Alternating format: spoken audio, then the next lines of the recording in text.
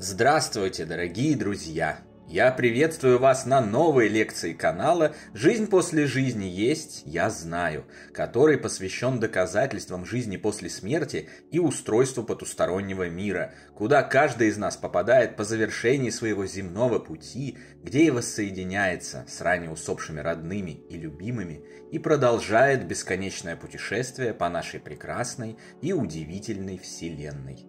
Если вам нравится то, что мы делаем, вы можете поддержать работу нашего ресурса донатом по ссылке в описании видео. Благодаря вашей поддержке наши ресурсы остаются бесплатными для всех. Большое вам спасибо! Сегодня мы подробно разберем одно из самых грандиозных заблуждений человечества, которое зрители и читатели тиражируют мне в комментариях и личке каждый божий день по 100 раз. Причем строго одними и теми же словесными конструкциями, вплоть до буквы. Звучит оно так. «Да с чего вы взяли, что жизнь после смерти есть? Если бы это было доказано, об этом бы уже трубили на каждом углу. Никто оттуда еще не вернулся, ничего не рассказал и ничего не знает». Дело в том, что на самом деле об этом и трубят на каждом углу. Дело в том, что уже давно и неоднократно оттуда и вернулись, и рассказали, и показали, и даже принесли с собою кусочки того света. Просто большинство этого не слышит, не воспринимает и даже не хочет слышать и воспринимать. Есть огромное количество качественной литературы со вполне научными доказательствами жизни после смерти и потустороннего мира, но люди ее не видят, а если и видят, то не читают и всячески отмахиваются от нее. И вот почему. Массив воспринимаемой информации, ее качество и количество, а также ее влияние на индивида определяет фокус внимания конкретного человека и всего социума в целом, покуда социум и состоит из индивидов, влияющих на весь социум и определяющих его состояние, поведение и уровень развития. И вот сейчас этот фокус внимания человечества сосредоточен исключительно на материальном – деньгах, власти, популярности и славе, междоусобицах, войнах за территории и ресурсы, а также интересах, кто сколько заработал, с кем и каким образом спит, что покупает, на чем ездит, что ест на завтрак и чем ходит в туалет. Отсюда и соответствующий массив информации, предлагающийся населению. Залежи этой информации в мозгах большей части этого самого населения, а также отсутствие интереса к другим областям знаний, которые являются действительно ценными и важными.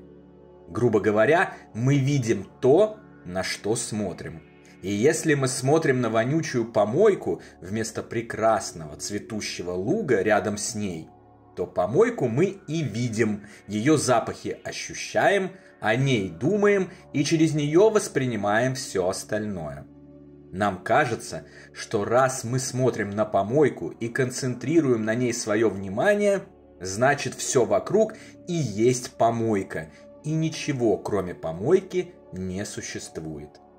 Помните нашумевший мем с пчелой и навозной мухой и их восприятием жизни в зависимости от их мировоззрения? Это касается не только позитивного мышления, но и всего остального. Информации, знаний, появляющихся в нашей жизни людей, событий, явлений, понимания тех или иных процессов и так далее. Сначала мы видим то, на что смотрим, затем наполняемся этим изнутри, и это уже определяет и создает то, что возникает вокруг нас. Вот и получается, что это не жизнь после смерти виновата, что ее не пиарят и о ней не рассказывают, начиная с 1 класса средней школы, а сами люди, сосредотачивающие свой фокус внимания и свои интересы на другом.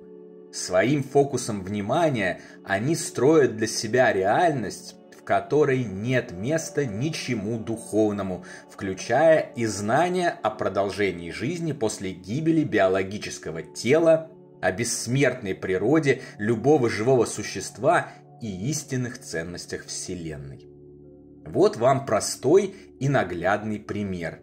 В 2020 году некоторые средства массовой информации сообщили, что группа американских ученых и врачей под руководством доктора Сэма Парнии провела масштабный эксперимент на базе медицинской школы Гроссмана Нью-Йоркского университета. Об этичности этого эксперимента можно спорить и высказывать различные мнения, но то, что он стал прорывом, в очередной раз доказавшим, что наша жизнь не прекращается со смертью физического тела, несомненно. Новое исследование, предпринятое энтузиастами, охватило 567 мужчин и женщин. Называлось оно Aware 2 – Awareness During Resuscitation 2 или Осознанность во время реанимации 2 в дословном переводе с английского. Медики 25 больниц США и Великобритании с мая 2017 года по март 2020 года следили за пациентами, которые попали в палаты интенсивной терапии с остановившимися сердцами. То есть умерли, но были подключены к аппаратам сердечно-легочной реанимации.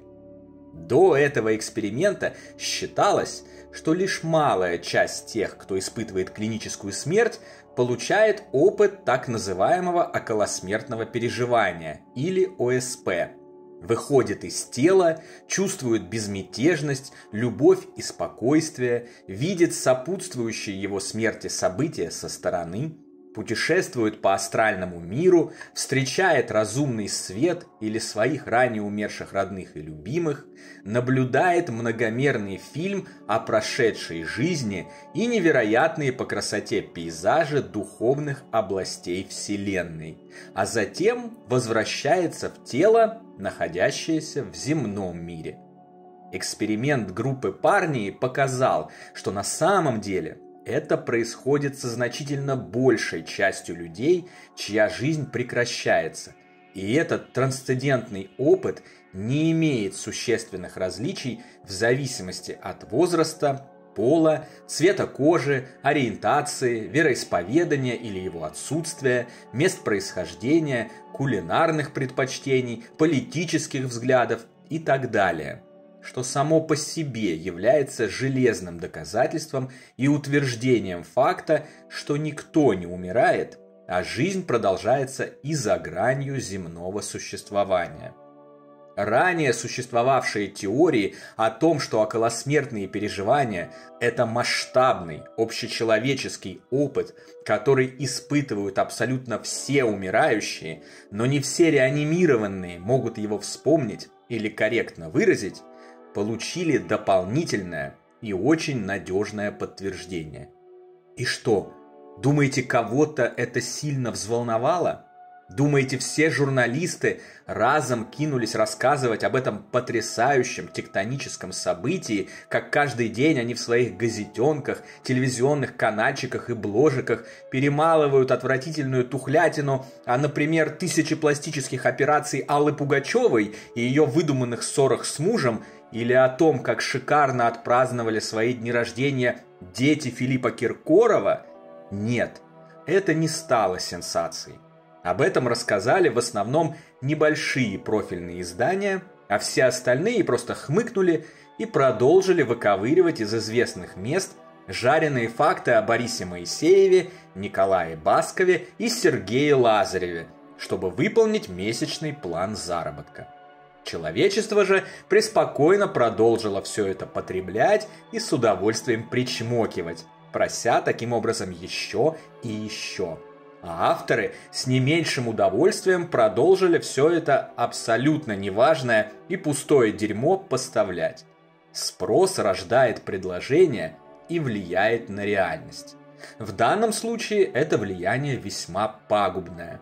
Материальное продолжает царствовать над духовным, и конца и края этому не видно. Но спрос-то этот определяем мы своим вниманием, а не кто-то невидимый и виноватый во всем. Таким же образом мимо нас проходят и все остальные доказательства жизни после смерти, давно полученные, давно проверенные множеством авторитетных ученых во множестве оригинальных и повторных экспериментов и терпеливо ожидающие, когда человечество сменит свой фокус внимания с количества любовников и денег в карманах Ольги Бузовой и ознакомится с этими доказательствами, получив дарующиеся ими блага. Утешение, возвращение к истинно духовным ценностям, добру, любви и свету, осознанию всех живущих как братьев и сестер, которым нечего делить и не за что грызть друг другу глотки. Фокус внимания определяет все. Получаемую информацию, ее количество, качество, ее восприятие, интерпретацию, усвоение и всю реальность вокруг в целом. Вы и ваша реальность там, где ваш фокус внимания. Именно поэтому нет никакого смысла жаловаться на Бога или какого-нибудь другого дядю о том, что ваша реальность несчастна, страдательна и дурно пахнет. Только вы и ваш фокус внимания определяете эту реальность. И чем быстрее вы сфокусируетесь на прекрасном и узнаете, что вы не биомасса, живущая в среднем 60 лет ради ненависти к тем, кто отличается от вас или имеет иное мнение о чем-либо, заработка кучки медиков или ознакомления с жареной тухлятиной из жизни так называемых звезд, а до невероятного прекрасное, бессмертное, могущественное духовное создание, призванное Богом для великих дел на бесконечных просторах созданной им Вселенной, тем быстрее наладится и ваша жизнь, как внутри, так и снаружи. На сегодня это все, дорогие друзья. Дополнительную интересную и полезную информацию за пределами лекций, ответы на ваши вопросы о жизни после смерти в целом и по этой лекции в частности, а также познавательные статьи о потустороннем мире вы найдете в нашем телеграм-канале. Ссылка на него, как всегда, в описании видео и на экране. Добро пожаловать! Встречаемся на новой лекции здесь же, на нашем YouTube-канале. А пока всего вам самого лучшего, волшебного и замечательного.